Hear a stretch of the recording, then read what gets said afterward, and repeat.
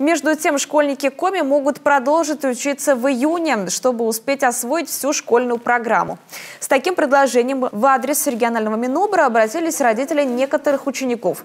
Вариант сейчас на рассмотрении, но, как отметили в ведомстве, к принятию решения нужно подходить осознанно. Позицию Министерства образования Республики в прямом эфире Юргана озвучил зам руководителя профильного ведомства Олег Холопов.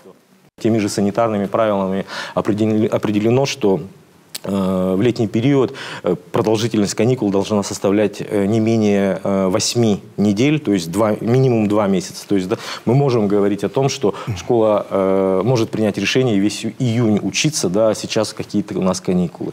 Но мы опять же с вами живем на севере, и нам очень важно, чтобы в летний период максимально наши дети все-таки отдохнули, чтобы прошло оздоровление.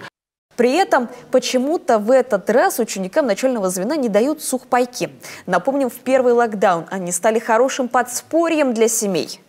Когда это в большей степени была как мера социальной поддержки семьям с детьми. Потому что был локдаун, предприятия закрывались, не работали индивидуальные предприниматели. Соответственно, доходы семьи, они существенно упали в тот период. И на уровне правительства тогда было принято решение, что все-таки как мера социальной поддержки вот эти сухие продуктовые наборы выдавались семьям с детьми, нашим школьникам.